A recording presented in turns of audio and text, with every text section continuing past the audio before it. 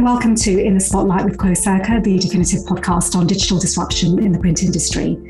I'm Luella Fernandez, Director of Quocirca, and today I'm joined by Quentin Taylor, Head of Information Security at Canon EMEA. Today we'll be discussing evolving security priorities and what is specifically driving information security today. So welcome to the show today, Quentin. It's great to have you today. Thank you, Luella. Appreciate being on here. I know you've been at Canon for some time and in the information security space. Could you tell us a bit about your career journey and your role at Canon Europe today? Yeah, so career journey, I started back in 2000 working for a .com for Tango, who did online photography. Remember, this is before sort of like Google Photos and all the other different services and Canon Image Gateway. This was really quite revolutionary. So I started back in Shoreditch in 2000, and then Canon bought for Tango, and then in 2002 I transitioned across into Canon. I moved into the Amstelveen office and I started the information security team there. So I was information security employee number one. So from there, I've kind of moved from there over to London, and my job title now is I'm the Senior Director of Product, Information Security and Global Response. So I've got three broad areas I look after. I look after the internal enterprise information security, like any kind of CISO would do. That's my core function. I also look after product security. So that means that I have a small team of people, which I'm currently growing at this moment in time. So please check our jobs website if you're out there looking for a product security role or a security role where you want to move into product security. And I'm building a small team there, and we'll be doing a lot more of the internal product testing ourselves, whereas we used to externalize that, and the threat and vulnerability management across our products. And then on a global basis, I'm also responsible for global response. So for example, no matter where you are in the world, if you report a product security vulnerability to Canon on any of the Canon main branded products, that will come through to my team. So my team runs the mailbox, we run the website that's about to relaunch, we manage all of this, and we act as the interface for our colleagues in the rest of the global product security incident response team who are based in Japan. I'm really looking forward to this discussion is because you've got some really interesting experience, both being head of information security in terms of Canon's operations, but also head of product and information security and global incident response. So I think you've got, interesting experience on both sides in terms of as a user as well as the supplier side. So can you tell us a bit more about what you feel are the main challenges and opportunities around cybersecurity? Obviously, there's a lot of cybersecurity incidents hitting the headlines at the moment. And could you tell us a bit more about, perhaps how your customers are interpreting these external threats and any support in terms of how they're looking to respond to that?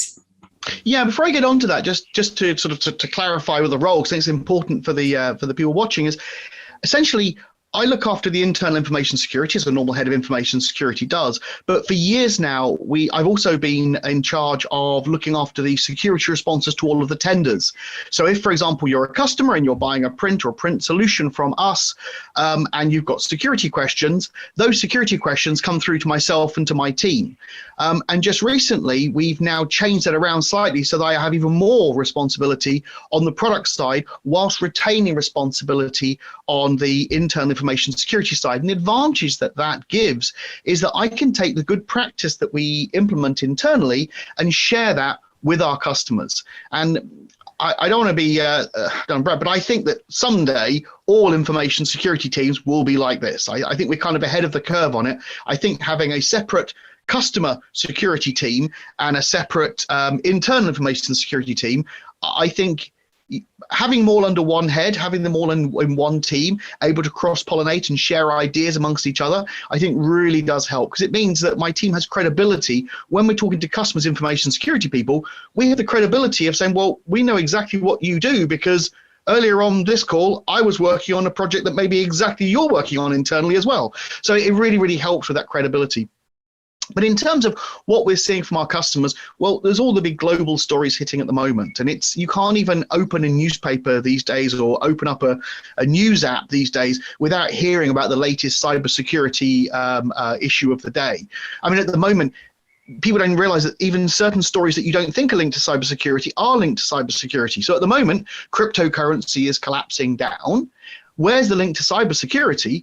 Well, with the ransomware criminals, with cryptocurrency on the way up, when a ransomware criminal takes a ransom, they always take it in cryptocurrency, that ransom is going up in value.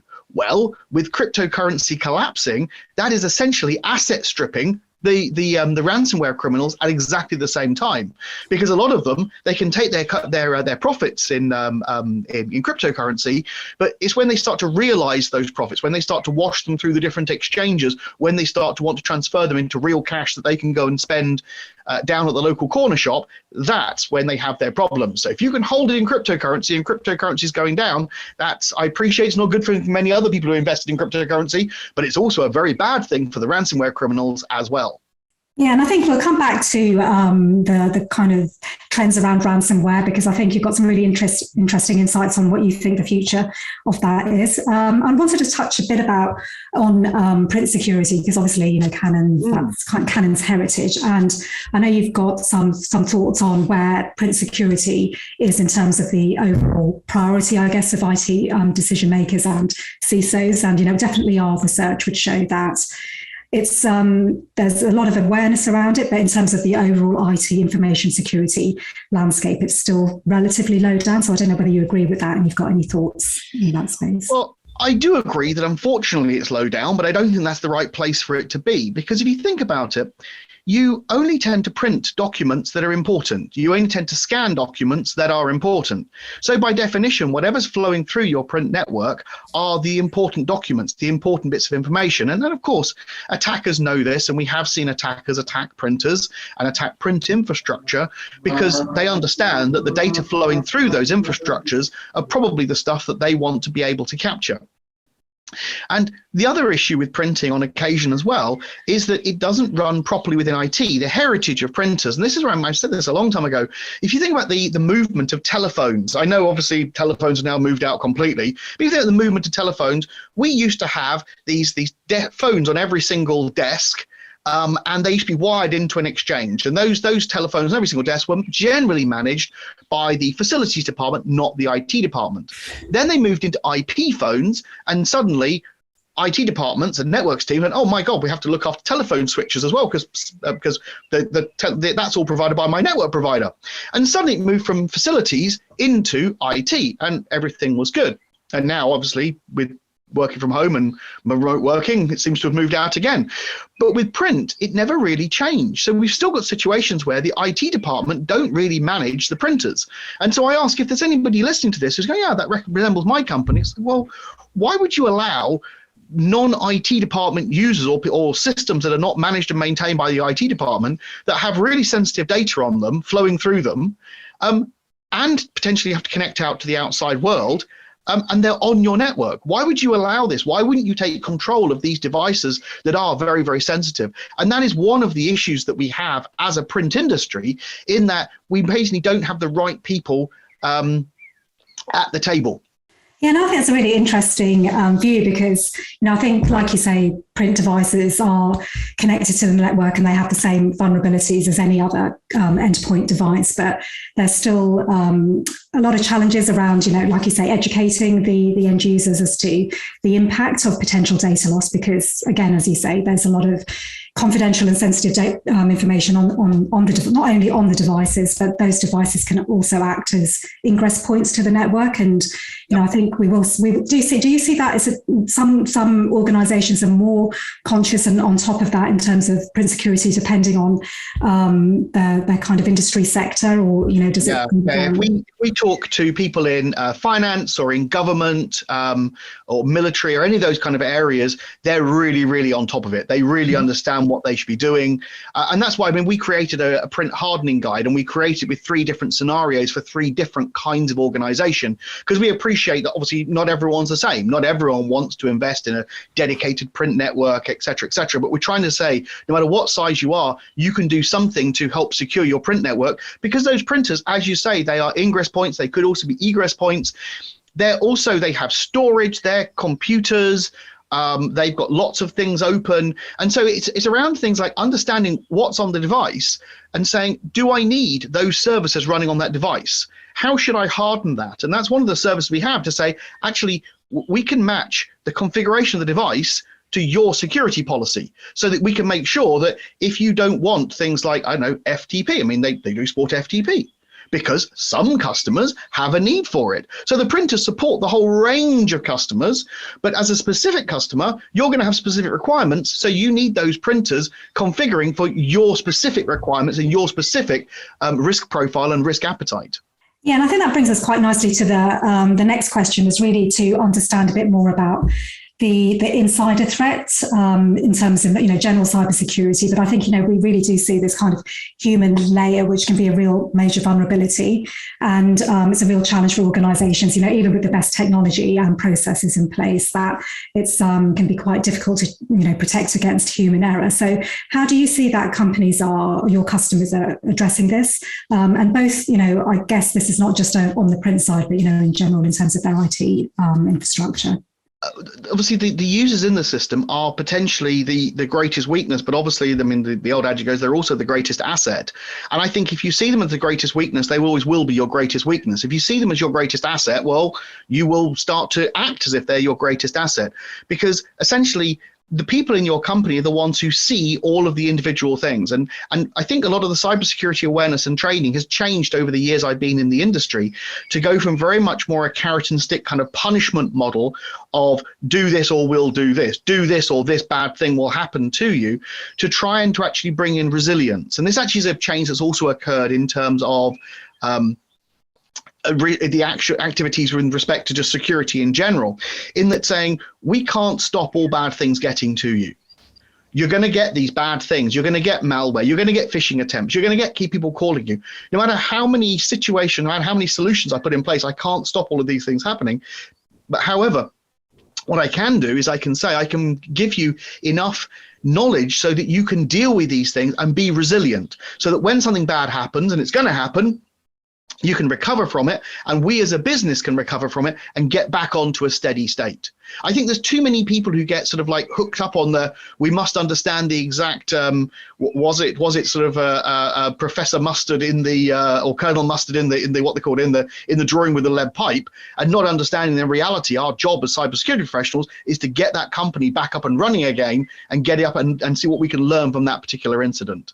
Yeah, so it's not so much, obviously there has to be monitoring and remediation, but it's really sort of, like you say, it's not only understanding what happened, but why it happened. And so do you think that sort of links quite closely to changing user behavior? So obviously the user education has to be more around focusing on that behavioral change, rather than, like you say, just providing a list of instructions and outcomes. Yeah, when I interviewed my current head of security education, the first thing that she said in the interview, we were saying, well, what does a good program look like? And the first thing she said, and it's pretty much what got her the job, was, what behavior am I looking to change?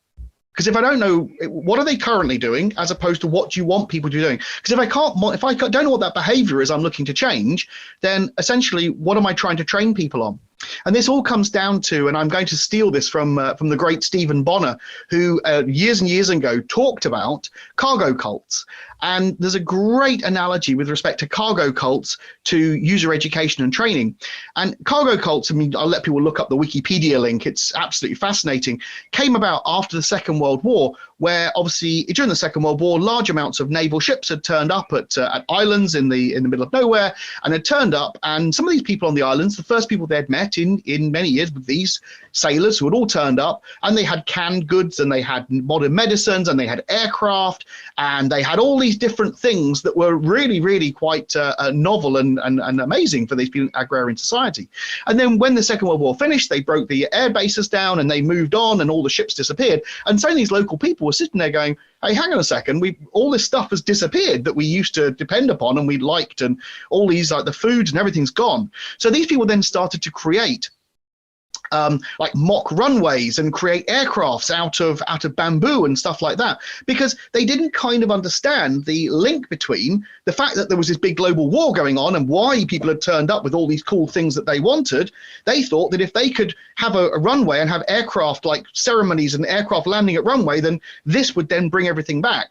Now, to bring us back to cybersecurity education and awareness, is a lot of people don't understand that just because a cybersecurity and awareness education training partner has mouse mats and mugs and pens and videos and everything else, they think that if they take that material, that the stats that the awareness partner is showing to them, saying, well, 10% of people who took this training didn't do whatever, that will then mystically and magically come to them. But they don't realize that actual fact they're falling into the cargo cult mentality, that actually things may not work for them, that they need to understand the context of what they're doing and why they're doing that thing before they start to embark upon it with respect to training. Yes, I just really want to pick up on that point around security training and awareness, because I know you work with a third-party partner in some regions in Europe. So could you tell us a bit about the services and whether that's more focused on the overall IT infrastructure or, more print-focused?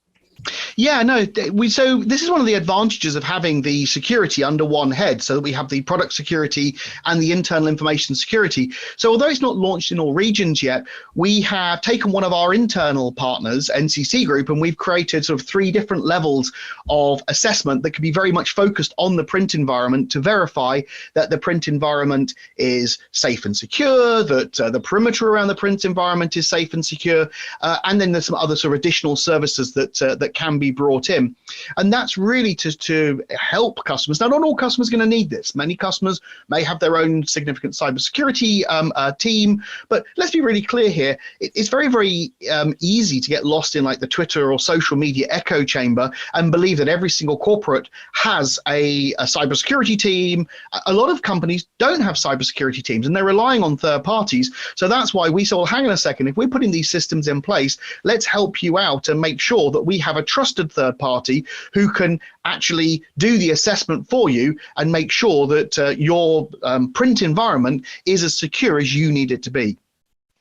Yeah, and I think, in terms of what we're seeing in the industry is that, a lot of the traditional print manufacturers are acquiring managed IT service providers. They're moving to, expand their reach and their influence beyond traditional print. And, I think Canon's approach is really interesting, is that it's working with established partners in that space, because, typically a traditional MPS provider wouldn't have the expertise to do these kind of assessments. So, I think I've always been really interested in Canon's approach there. In Europe, I appreciate it's not available in every region, but I think it makes a lot of sense to really partner up and, leverage those resources and skills to create a more. And by the way, that's part of a suite of services, from managed print profiles to assessment, as I said before, the hardening service.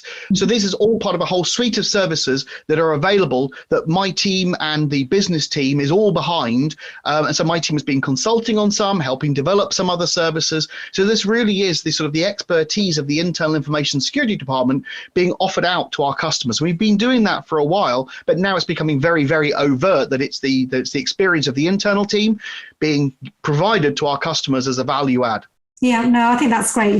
Like you say, really demonstrates how that kind of bringing that sort of internal team outwards facing as well. You've just got the skills and the expertise to actually deliver that from Canon's experience on both sides. So, and I think, I just really wanted to pick up on, those kind of general cybersecurity trends, because, clearly over the past couple of years, digital transformation, as we all know, has accelerated, and cloud has been, quite critical to enabling that digitization. And I wanted to just really get your views on cloud and cloud security, and whether you're seeing that cloud is potentially more secure than, the traditional on-premises environments, and perhaps what, opportunities and challenges as well are around securing this kind of new hybrid working environment.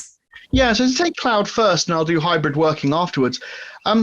I think the big thing with moving to cloud is you've got the huge advantage that your partner, if chosen correctly, is able to apply security configurations across the entirety of the estate in a very, very consistent manner.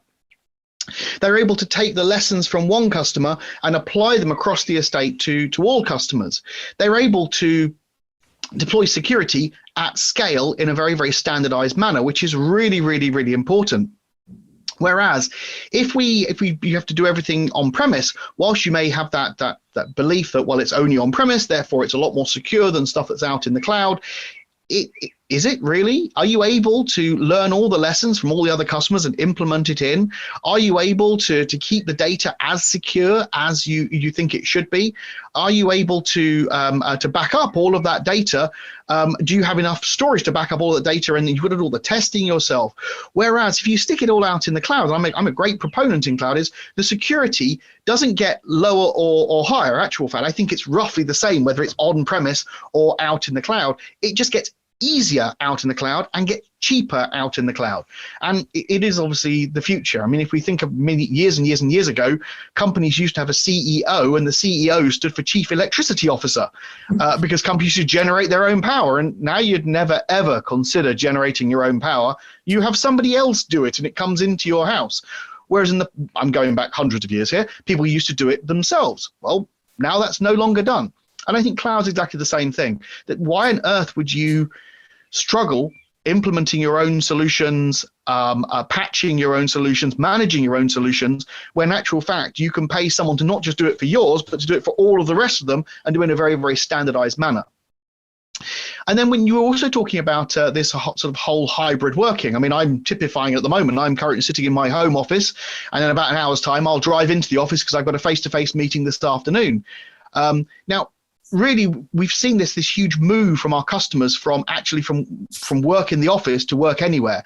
And Canon's really supporting this with things like Uniflow Online to make sure that if you need to print or scan or copy, no matter where you happen to be, if you have a compatible printer sitting at home, it can be part of the overall your company's cloud, if that's configured in that particular way. Meaning that when you press print on your PC, whether you're in the office or you're at home, it really, really makes no difference. And Uniflow Online, you can then decide to pull it down to your home printer, and then all of the other security features that we all know and love from Uniflow Online, the tracking, the analysis of the data, et cetera, can actually go on the home printer as well as on the corporate printer inside. That seems to be what we're seeing in terms of, particularly with cloud print adoption increasing. And with hybrid work, definitely organizations are, accepting that, some of their employees want to work from home, and then how do they manage and control printing when it does happen from a remote location? On hybrid work as well. I remember I used to work for a company that had a recovery services arm, and I remember decamping down into Docklands somewhere to a super secret location in Docklands where some of the customers' representatives would be there, and we would then recover some Sun E450s and set up a whole load of PCs so that in the event of a disaster, whatever disaster it's going to be, that 200 of their chosen people could work from this office. Well, now everyone just works from home. You don't need to have this hot standby site that you're paying a fortune for to exist there doing absolutely nothing for, well, pretty much every single day of the year. And so allowing people to work from home suddenly has a huge advantage in your company, in that if you were to lose your corporate headquarters, if all your servers are in the cloud and all of your employees are working from home, it becomes, so long as you've not lost any life, it becomes a cost. It doesn't become a disaster for your company. And I think that's one of the positives that's come out of this whole pandemic, is a lot of companies now in their risk register have said, actually, we can all work from home. We can be effective with the entire company out. If we were to lose a building, so long as we didn't lose any people in that building, it really wouldn't be the disaster that we thought it was in the past. Everyone would just continue to work from home. They'd log into their services online and work would continue. Yeah, that's a really interesting point, actually, because I think, the cloud has really kind of earned its stripes, hasn't it, over the past couple of years. It's really helped organizations stay operational. And as you say, it's reducing risk as well, which is really important. And I think, obviously, we can't have the cybersecurity discussion without talking about zero trust, I don't think. I think it's become a real buzzword over the past 12 months. And again, I'm interested in your views on zero trust, because I feel it's become quite a nebulous concept, and everyone's using zero trust as a bit of a marketing hook, especially with print. It's very, it's not always obvious to sort of see the how it's aligned. So I know you've got some thoughts on that. So if you could share your views. Yeah, so zero trust to me is one of those very annoying concepts, because it's something that's been around for absolutely years. I mean, from the days of the Jericho Forum and the deperimeterization of the network, which I also thought was a great idea. And I think that zero trust is a great idea, but I think it's it's a concept. It's an architectural concept that you apply toward, you lean towards, rather than a particular product that you buy. And I think a lot of people have tried to sort of turn it into something that can be neatly boxed, shrink wrapped, and shipped to a customer. And we're trying to say, no, actually, it's how does this solution comply to zero trust principles? And sometimes things can very easily comply to zero trust principles, especially when they're moving into the cloud. That's kind of a default there. So it's very much more easy to implement. And sometimes, especially when you're linking into legacy infrastructure that can't do some of these things, you just have to say, well, we have the principle of doing this, but because of that legacy infrastructure that's going to cost the customer X number of millions to replace, and we can't, therefore it won't be implemented in this particular area. So I think as long as you recognize it as an architectural principle that you will try to go towards, the default will be that you will implement the architectural principle, but then for very good reasons you may not implement it for various different things, especially when dealing with legacy infrastructure. You're all going to be good. Yeah, so kind of proceed with caution with zero trust. I think it's, it's one of those things, like you say, it's really a set of principles and a concept rather than an actual product or solution. Yes. So, yes. So I think, we've covered some really interesting topics, and it's really interesting to hear about Canon's approach and how you're using your internal expertise around cybersecurity to really sort of help the product strategy at Canon as well. So, I suppose looking ahead, there's always going to be new threats and risks emerging. What's next for the cybersecurity market and also for Canon in this space? So if I take what's next for the cybersecurity market, first of all, I think that cyber extortion, I think we haven't really seen the start of cyber extortion. I say cyber extortion rather than ransomware because the where bit of ransomware indicates that there's going to be some kind of program doing something. I think we're going to see programless cyber extortion. I think we already are seeing that, where people are just literally breaking into companies, stealing the data, and then offering it up for sale.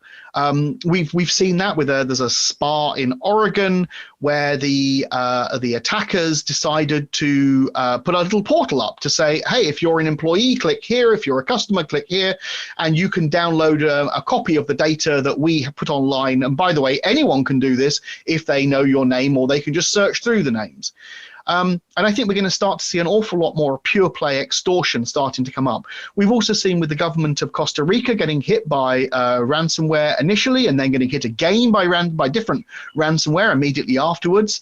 And we've even seen the president of Costa Rica have to declare a state of emergency, and that really was quite serious down there. I think we're going to start to see a little bit more of that taking out a nation state, because even a small nation state has more money than possibly even but the largest of corporates. So if you think about it from an amount of cash floating around that could be taken perspective, a small nation state actually probably has an awful lot more free cash than even some of the larger corporates, apart from the mega giants that we hear about every day. I think that's what some of the attackers are going to start to lean towards. And I think the extortion angle is really, really where people are going to be focusing. I'll be very curious what's going to happen, as I said at the beginning of this session, about what's going on with cryptocurrency prices going down and down and down and down. Because, of course, now if I'm a ransomware operator and I can see that every week the cryptocurrency prices are dropping by double-digit percentages, do I have to increase my prices dramatically to be able to account for my losses? If my fees, if my brokerage fees to convert that cryptocurrency into something that may have a little bit more long-term stickiness as an asset are going up and up and up, am I going to have to suddenly increase in the short term my costs? And I think this is really where we're going to start to see some very interesting moves from the cyber criminals in that particular respect. Although hats off to a few days ago, Europol announced that they had secured, I think it was 1,900 and something arrests, identified 3,000 suspects in social media scams. So it's absolutely awesome to see people like Europol not just focusing and taking out the big mega gangs who you hear in the newspapers, but taking out the people who are doing the Instagram scams, the Facebook scams, to take those sort of like the smaller operators who have a real impact on real people's lives. Yeah, and I think, like you say, with cybercrime it's like organized crime, but it's starting to filter down to some of these I suppose it could still have a huge impact, even though it's, affecting us on an individual basis. And I think, the fact you mentioned, ransomware, it's not going away, but, definitely that sort of transition to cyber extortion is really interesting. And I'm definitely going to be following that more. And, I think the nation state rather than corporate trends will be another interesting one. I think they'll still continue to hit corporates because corporates don't have armies and stuff. But I think we're going to now start to see more and more and more nation states. I don't think they're going to flip from corporates to nation states. I just think that the bigger groups are going to start to look at potentially third world countries to say, where can we start to extort pure play in those areas, as a couple of big hits there might be all we need for the year or all we need for a couple of years to make significant profits. Yeah, and I think it's, kind of circling back to the kind of the cybersecurity impacts around print. I think print is always the kind of poor relation of the rest of the IT infrastructure. But as we mentioned, it's still not easy, but it's still possible to use a connected print device or MFP as an attack point. So I think it just really reinforces the need to have that the strength that security chain has to include the print devices.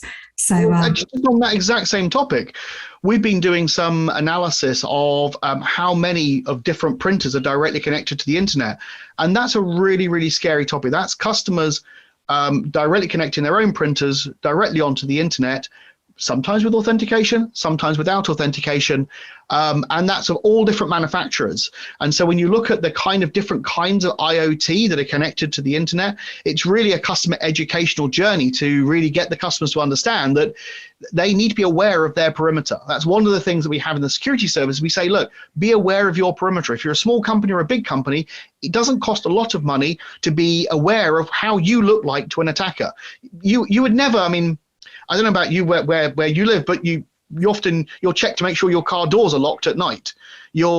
If you're going on holiday, you'll do a quick scan around your property just to verify that all the windows do appear to be locked. Whereas a lot of companies are operating and they're not checking their car doors at night, and they're not doing a scan around their property to verify that they haven't got a window up there that's completely open to the outside world. And so it's not just printers, there's other IoT in there as well, but this really is an educational aspect for customers to say, actually, this is your responsibility. You do need to know what you look like to attackers. The tools are out there, the tools are not expensive, and you can scan yourself just to verify, is my door open? Is my window open? Yeah, and I totally agree. And I think it really comes back to that point of having those assessments, using third parties with that expertise to actually, review and, do a comprehensive assessment of the whole environment. Because like you say, there are other IoT connected devices. And I think particularly the move to smart buildings and having sensors and, other forms of IoT connectivity, the risk becomes even greater. Yeah, it gets scary when you realize that building management systems are connected to the internet, and you start going, wow, on a big building, especially the brand new big smart buildings, if you can control the building management system, that's when it starts becoming almost like a movie plot kind of esque. Yeah, no, I think it's been really great. You've been, I really appreciate you joining me today, because I've been wanting to get you on the podcast for a while, because I know you've got some really, like we've seen, valuable insights from both the end user perspective, but in terms of Canon's strategy and how it's helping its customers as well. So just on a final note, I'm asking this to all guests, and I know you talked a bit about your career journey, but what was your very first job, and what lessons did you learn from that? Yeah, so my very, very first job, I was first proper job, I was working not a million miles away from here, which is really surreal, because where I currently live and where my first proper job after university was literally are not within a few miles of each other. And I never thought I'd end up back in this part of the world. So I ended up working for a little company that did everything from engineering in Africa to golf clubs to advertising, all in the same sort of thing, a family company that did all of this. And I was doing a lot of IT support.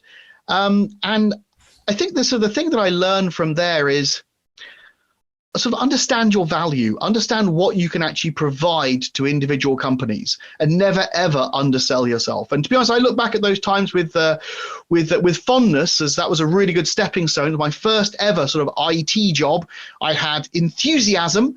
And I thought I had lots of knowledge, but now when I look back, I obviously probably didn't have as much knowledge. And I learned an awful lot of Novell NetWare and a lot of token ring networking, which I've never used since, thankfully. No, that sounds familiar because I did a computer science degree, and there's a lot of not useless knowledge, but a lot that I don't use. But again, I think it's a really interesting industry, and there's always so much to learn. So that's why I'm very passionate about it, and particularly in the print industry. So thanks again, Quentin, for coming on today. It's been really interesting and some really great insights. So yeah, I really appreciate you taking the time to join me. Thank you, Loretta. Appreciate it. So thank you for joining today's episode of In the Spotlight with Quocirca. For more information, please visit quocirca.com and be sure to subscribe to our YouTube channel. Thanks again for joining, and I look forward to seeing you in our next episode.